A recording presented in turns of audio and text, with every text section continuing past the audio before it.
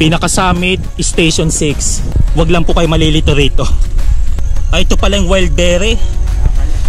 Kung nakikita ninyo, tagaktak na ako ng pawis dito. Malapit na po daw kami. Para na tayong nag-ano dito, rappelling. Aray ko, yan. Napadaos-dos tuloy ako. Magsasakripisyo ka at paghihirapan mo.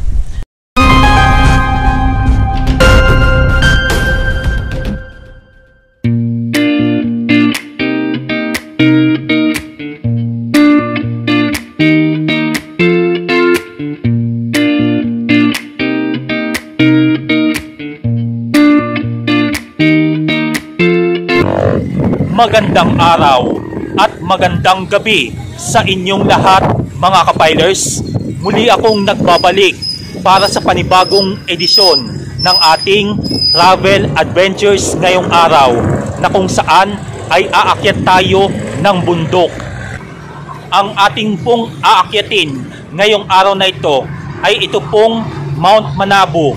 Dito lamang yan sa lungsod ng Santo Tomas, Batangas, na kung saan ay isa ito sa bahagi ng Mount Maliponyo Range.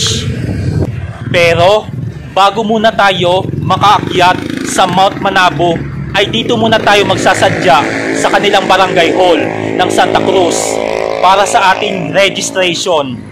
Bale, kailangan po muna mag-register dito para po yan sa ating safety and security kapag gusto ninyo na umakyat sa Mount Manabu. At may environmental fee sila dito na 30 pesos lamang. Sa bahaging ito ay heto ang kanilang parking area at narito na tayo sa pinaka jump off point papunta sa Mount Manabu. At makakasama po natin si Kuya Ruel, ang ating tour guide ngayong araw. Dito na tayo magsisimula at susundan po natin siya patungo sa Mount Manabu. Pagdating rito ay kakaliwa na sa bahaging ito at nagsimula na tayo ng mga bandang alas 7 ng umaga. Bale, ito ang magiging first hiking adventure vlog na gagawin ko ngayong araw.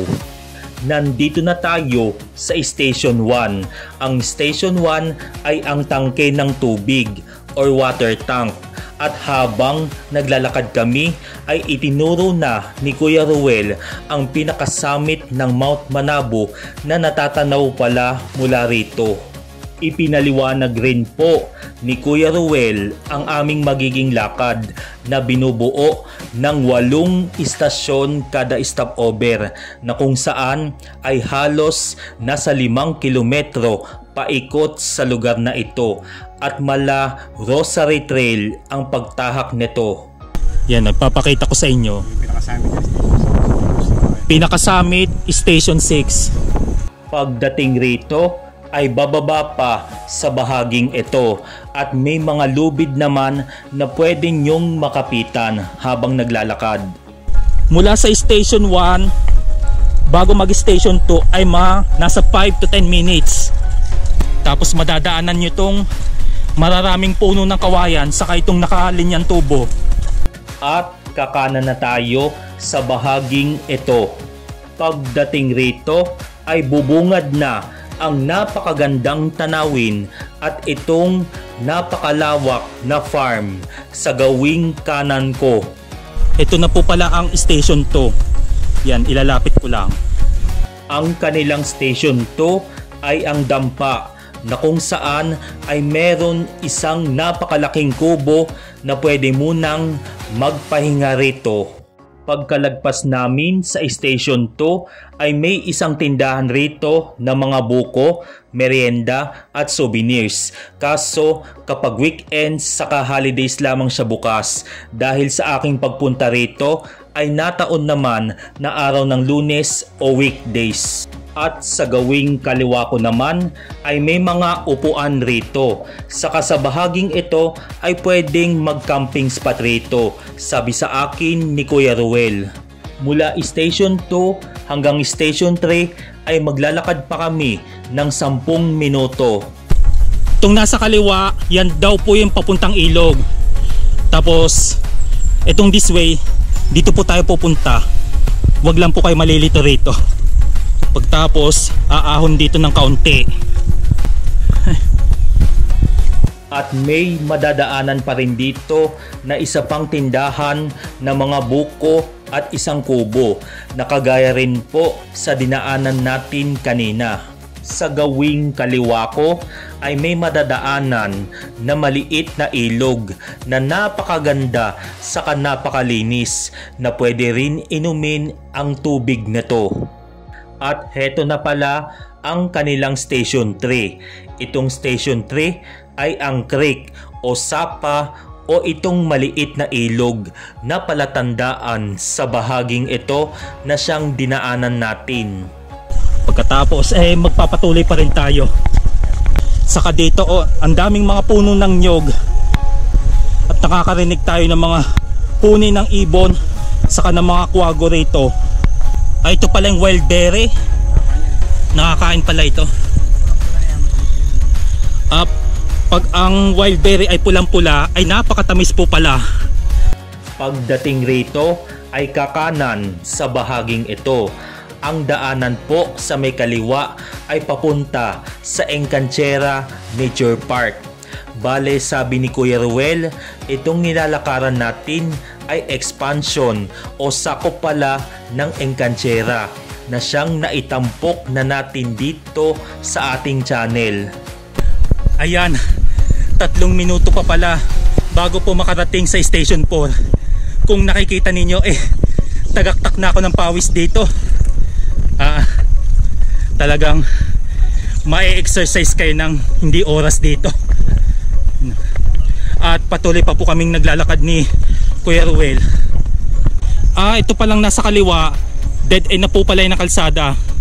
Yan, dito po tayo dadaan sa may kanan. Tapos itong nakikita nyo to, ito yung palatandaan na sakop ng Encanchera Nature Park. Bali po pala sa Encanchera, malaki po pala magiging development nito. Bukod pa po pala yon sa napuntahan natin dati pa. Nandito rin sa bahaging ito ang isang puno ng jade vine at nakatanim sa may bandang dulo.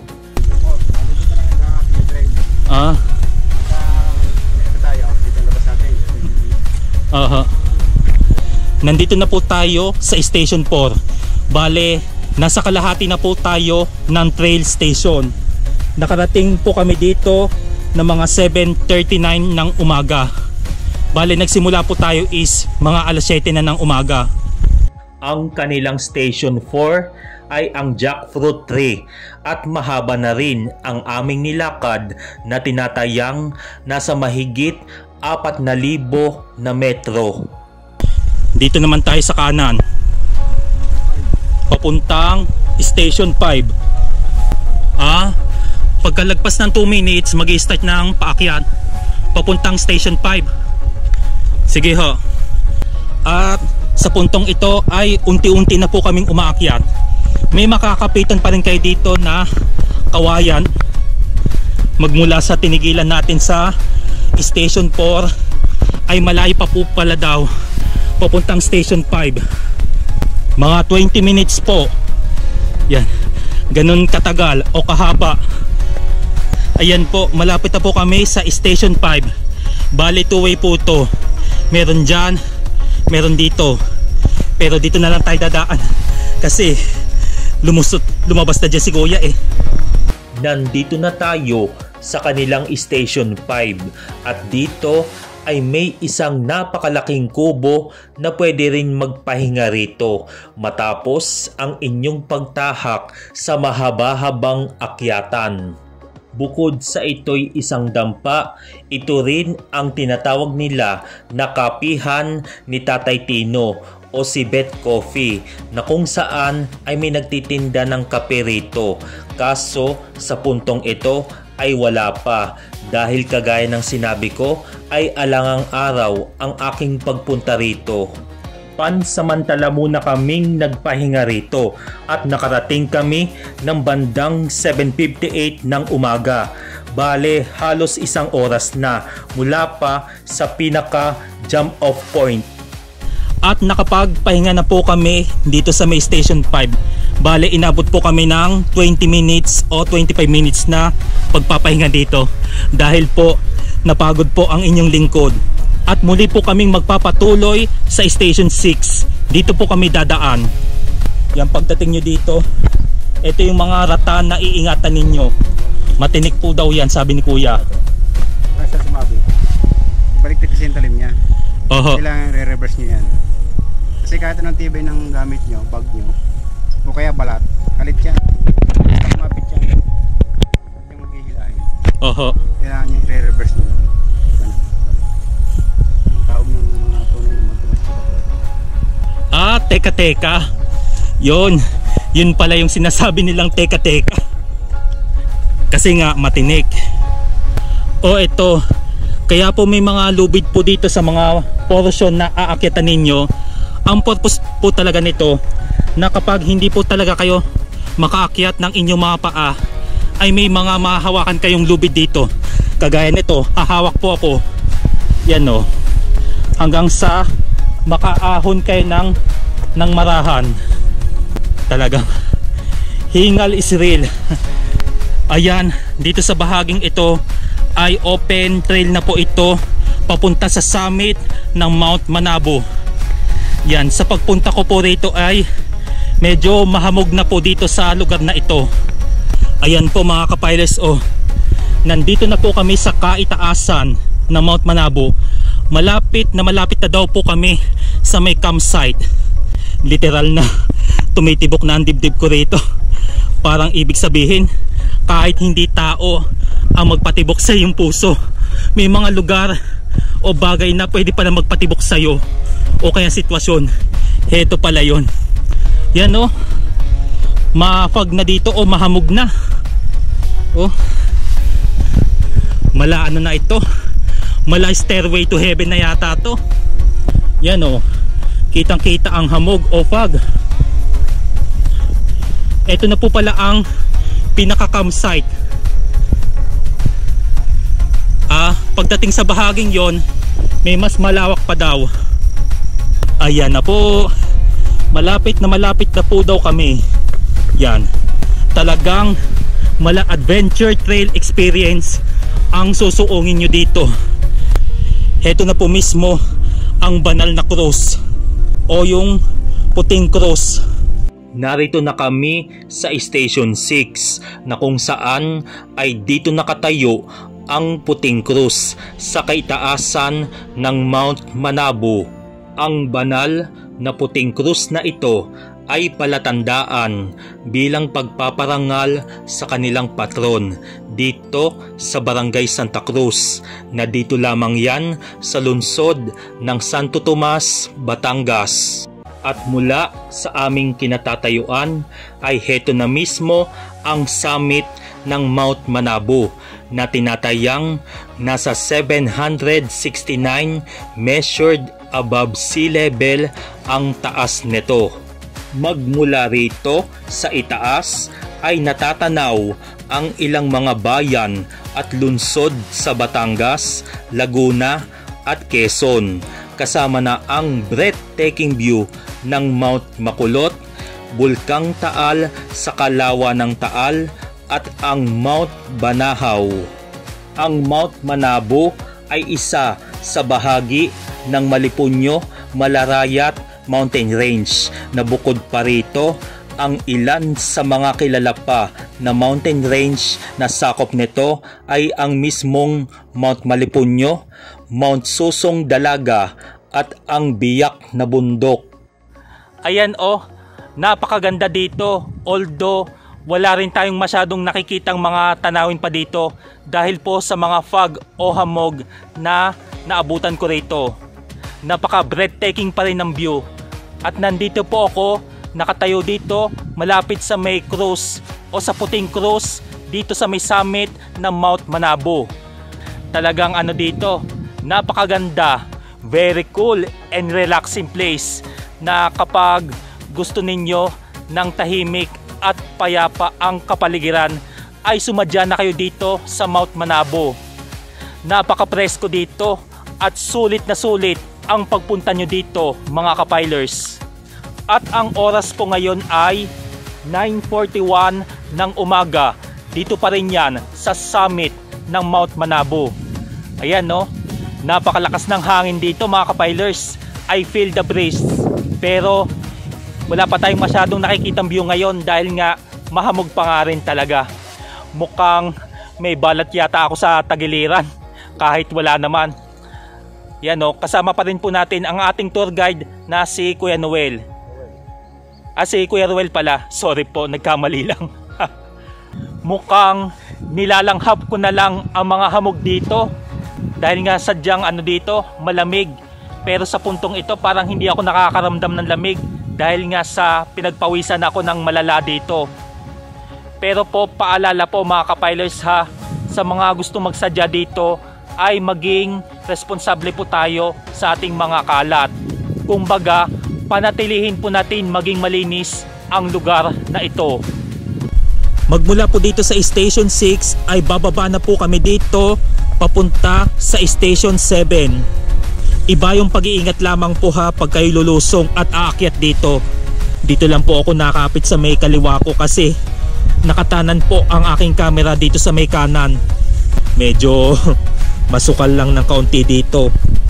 Magmula sa itaas ng Station 6 hanggang Station 7 ay tinatayang nasa 15 to 20 minutes pa ang aming tatahakin at pagdating dito ay madadaanan rin itong puno ng saging.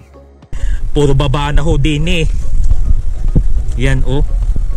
Talagang kung gaano tayo na challenge kanina sa pag-akyat, ganon din tayo matcha-challenge sa pagbaba. Kung saan na tayo nagsusuot eh. Ano nga ba itong nasuotan kong are? Dito sa portion na to mataas ang damo. Ayan oh, nakikita nyo yan. Ganyan po katarik ang mararanasan nyo dito. Sanay na po si kuya. Syempre may ilang beses na rin po silang nagtutour guide dito. Pero pag tayong mga baguhan o may mga ilang beses pa lang ho nakakaakyat, eh talagang magmamarahan po tayo dito at iba yung pag-iingat. Yan no, para na tayong nagano dito, rappelling. At kung napapansin nyo medyo basa na ang lupa dahil nga sa tindi ng hamog dito. Diskartehan lang po talaga ang pagbaba nyo dito at pag-akyat. Talagang malalim po talaga siya mga kapilers. Hindi po ito basta-basta. Ito na po pala ang Station 7. Aray ko. Yan, napadaos-dos tuloy ako. Medyo mahaba-haba yung papuntang 8. Ang kanilang Station 7 ay ang forest o kagubatan dahil marami rin ang mga matatayog na punot halaman sa bahaging ito. Bale, nandito na po kami sa Station 7 ng trail ng Mount Manabo. Nakarating po kami dito ng mga bandang alas 11 na po ng umaga. Kasi po, nagtagal po kami ng 1.5 oras po doon sa itaas para masulit po namin ang kagandahan ng tanawin. At muli po kaming magpapatuloy. Sa last station na po ay Station 8 na. Magmula sa Station 7 hanggang sa Station 8 ay medyo mahaba pa ang aming tatahakin na tinatayang nasa 20 to 25 minutes bago pa makarating doon. Bale po, sa lahat ng estimated time na aming nabanggit o ipinakita ay nakabase rin po yan sa bilis o bagal ng ating paglalakad o trails. May mga bakas-bakas pa ng paa dito oh. Ayan oh, habang nababa kami oh, talagang naglalapot ako. Kung gaano ako naglapot noong umahon, ganito pa rin ako naglalapot ngayong itong nababa ako. Kagaling pala ng dinali kong are mga kapilers. Literal na ano ka talaga, magsasakripisyo ka at paghihirapan mo para maabot mo ang iyong tagumpay. Bali dito sa bahaging ito oh, medyo may iilan din na nabuwal na mga puno. Ito po ay epekto po ito nung nagdaang bagyong Christine noong October 2024. At meron po ditong cruise na kung saan ay may nag-i-station of the cross po dito, lalo na kapag sasapit ang Semana Santa. Ito po yung isa sa mga palatandaan. Magmula po rito ay bababa at bababa pa po kami dyan. Oops. Aba, ayun. Ayan po, sabi ni Kuya malapit na po kami daw sa Station 8, na kung saan yun po ang pinakahuling istasyon dito ng Mount Manabo Trail. Yan, may nakikita na po kaming bubong na kulay green. At sa puntong ito parang nakakarinig po ako ng mga lagaslas ng tubig. Tapos ay bababa po kami dito. Ay, ito na po pala. Oops, dahan-dahan. At madulas kasi naulanan po ito ng hamog. Oops. Ito na po ang Station 8 Grotto. Nandito na tayo sa Station 8 na kung saan ay makikita ang grotto ng iba't ibang imahe ng mga santo o ang mga banal. At sa puntong ito ay pansamantala muna tayong magdarasal at magpahinga rito. Habang nandito po kami sa may Station 8 upang magpahinga muna, ay bigla naman bumuhos ang malakas na ulan sa bahaging ito. Bale po mga kapilers, ay saktong-sakto naman ang paglusong o pagbaba namin dito dahil hindi po kami inabot ng malakas na ulan habang nalusong kami dito. Ayan po, ay tumila na rin ang ulan at pagkatapos natin dito sa Station 8 ay muli na tayong babalik sa Station 4 hanggang sa makarating na tayo sa ating pinanggalingan.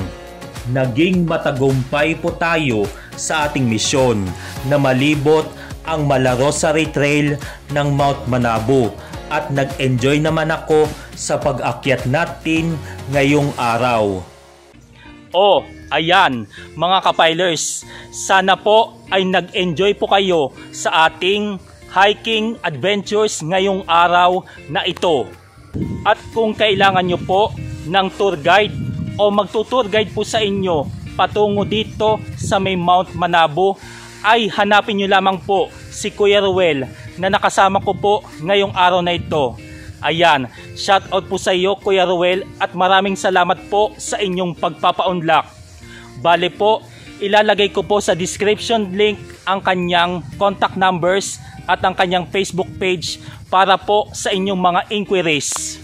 At kung nakaabot ka man sa dulo ng bidyong ito, ay maraming salamat po sa inyong pagsubaybay at pagsuporta. Muli po, ito po si JJ, ang inyong kapilers na nagpapaalaala sa inyo ng having safe and happy trip sa ating lahat. Kita-kits ulit tayo sa mga susunod pang mga edisyon. Kaya naman, just like, share, subscribe. And God bless us all.